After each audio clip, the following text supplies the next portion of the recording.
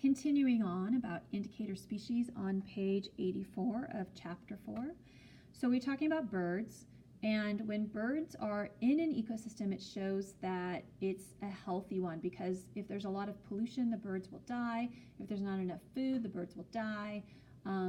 So birds are a really good indicator species, but there's others too, like amphibians. And right now we have a problem with amphibians because they're disappearing from our ecosystems. So it's showing that there's problems. So plants can also be indicator species too. They can indicate the presence of toxin or pollution, or even used to find valuable ore. Certain metals that companies want to get out of the ground and sell and make money. So if you dig up some plants and you take them to the lab, and in the lab you use machines to get the chemicals out of them, the chemical composition of the plants and through the roots can indicate what's going on underground. So are there valuable ores that you can mine? Or is there toxins? Are there pollution? And so plants can be indicator species for that too.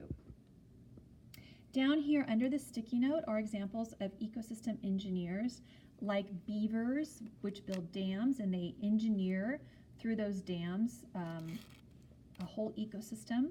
And then ants are also ecosystem engineers, so know some of those examples. On page 85, okay, so we have some disruptions to ecosystems. So when there's a disruption, a fire, a storm, an earthquake even, or some humans come and trample an area because they're, I don't know, doing something. So if the ecosystem can bounce back, it's resistant. It remains stable.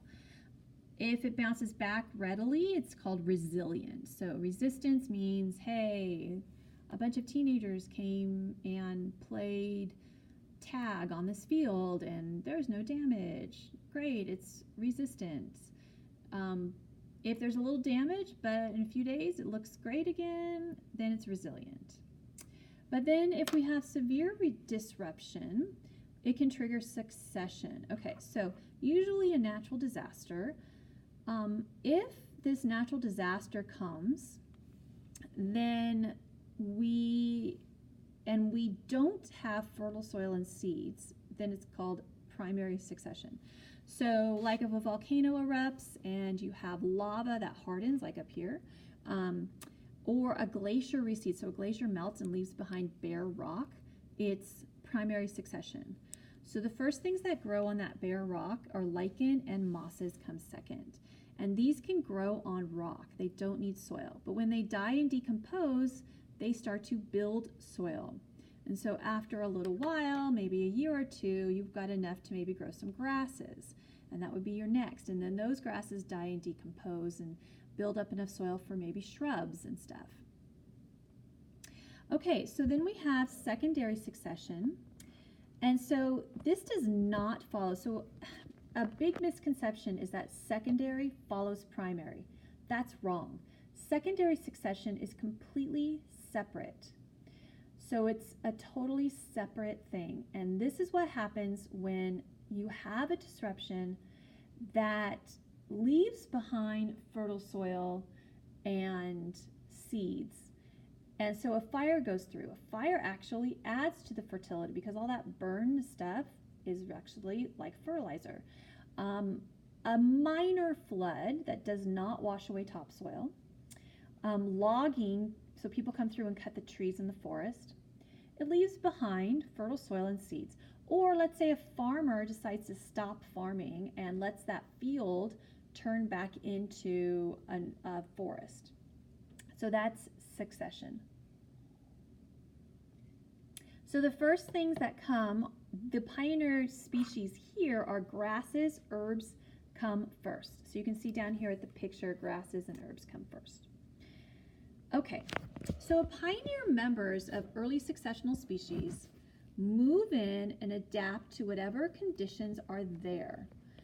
This can result in changes through natural selection and eventually a new species. So sometimes, let's say you have a lava flow, and how do species move in? Well, most of the time they're going to be plant species, and they're going to blow in from the wind, usually. That's a common way. So these seeds or spores, like fungus spores or whatever, blow in from the wind. But if the conditions there are really different than what they're adapted to, then they can go through natural selection and I'm sorry, the video is going up and down, I apologize. And over time, they can create a new species because they're going to be specially adapted to slightly different conditions. So this is another way that speciation can occur that we talked about in the previous chapter. All right, going on to 86. You can skip 86 and 87. Going on to 88. So at the end of succession, we have a climax community, so that's the end, and a climax community remains in place until another disturbance. Also understand pond succession. So up here, ponds are different. So ponds over time can fill up and kind of become marshy land, or a bog. A bog is kind of like a wetland or marshy wetland. So that's a little bit different. So understand pond succession. Okay, so down here, here's some more stuff that's not really in your book, but you have to know it. So natural disruptions have environmental consequences that can be greater or as great or greater than human-made disturbances. So a lot of times in our class, we focus on the bad things humans are doing, like cutting down trees or burning fossil fuels or habitat destruction, like we are cutting down the rainforest, or we're turning our hills into more houses. But it's really the natural disasters, volcanoes and flooding and hurricanes and things that cause a lot of environmental change. And these are natural things before humans came along. So environments and ecosystems have been changing for a long time. And there's human set fires, but there's also a lot of natural fires from lightning. And so lightning can set a forest and turn it into a grassland. So ecosystems again can change, and sometimes these changes can be greater than anything that humans do. And these are natural processes. So another thing to talk about that's not in your book is about organisms adapting to these changes. So if the change is natural or human caused, it doesn't matter, but organisms will have to change. If a forest burns down and turns into a grassland, the species will over time move away, or through natural selection and genetic changes, may change their colorations, may change where they live, what they eat, through small changes at the genetic level. But if this doesn't happen fast enough, then this organism can go extinct or be extirpated. So the word extirpated means extinct from an area of its range, so not the whole. So for example, grizzly bears are extirpated from California. They're not extinct, but they don't live in California anymore, grizzly bears. They used to, they're on our state flag. There used to be grizzly bears in Santa Clarita, and they used to go up and down the coast on the sand and dig up clams to eat. So they were all over our state, but humans hunted them, and now they are extirpated from Santa Clarita and California. But they still live in other places like Wyoming and Montana and Alaska. And this can also lead to migration. All right, so let's talk more about invasive species. Up here on page 89, we have a figure that's more about what happens with zebra mussels. So zebra mussels are kind of the classic invasive species to understand. So read through and understand this figure and caption. Invasive species are sometimes called alien or exotic or introduced species. In general, they have no natural predators. They have often no diseases in that new environment. They are mainly an issue when they outcompete native species for resources and global trade. So lots of ships and container ships going across the ocean. You know, our stuff's made in China, most of it, or Indonesia or India, and those clothing and shoes and things that we buy and appliances come on boats across the ocean. And so, or on airplanes. A lot of our food that gets like grapes in the winter come from Chile, so they have to be flown here. So global trade has spread up invasive species everywhere on the planet. Okay, invasive species are usually detrimental, but sometimes they're beneficial. Like, and this is not in your book, so make sure you write this down. Write everything down. So the European honeybee came over a couple hundred years ago, and they're beneficial to us. They pollinate our food crops. Are they really invasive at this point in time? Not really. But they weren't here originally. We had other native species of bees that lived here in the United States. Invasive species are often generalists. Case-selected species are typically more adversely, so badly affected by invasive species, but most invasive species are selected, so they can reproduce rapidly, and they're generalists, so they can eat a whole bunch of stuff, they can reproduce rapidly, they have no natural predators, and this is why they typically cause a lot of troubles.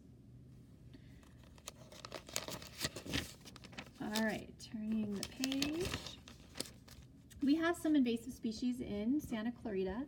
In our riverbeds, we have bamboo that grows there, and it outcompetes the other species. So somebody a long time ago planted bamboo, and it's just grown like crazy in our riverbed. Okay, over here on page 92, we have some definitions. Know what degradation means. And I got a water on my sticky notes, so it's a little smudged. Degradation means the deterioration or decline of an environment. So somehow there's a depletion of resources, there's pollution, there's some extinction of species, and that's what degradation means. That's a term I'm going to use a lot this year. So we'll say environmental degradation. So know that it's a decline in the quality of that ecosystem. Also know down here ecological restoration, and here's a picture of how scientists are restoring. This picture shows the prairie.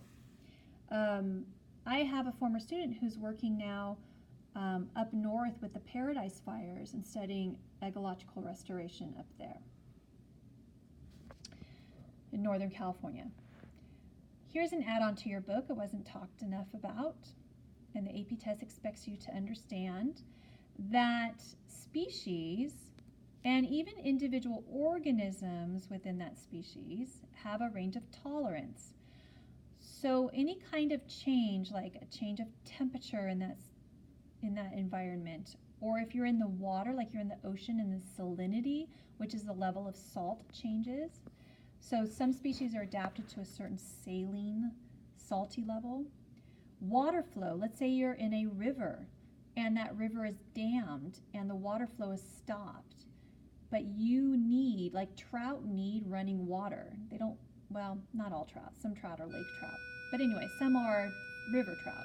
But if the flow of water changes, then that's a problem. Or if the level of sunlight changes. Some plants need a lot of sun, and then other plants don't. Like your house plants, the reason why you can grow them in your house is because they're used to the shade of the rainforest.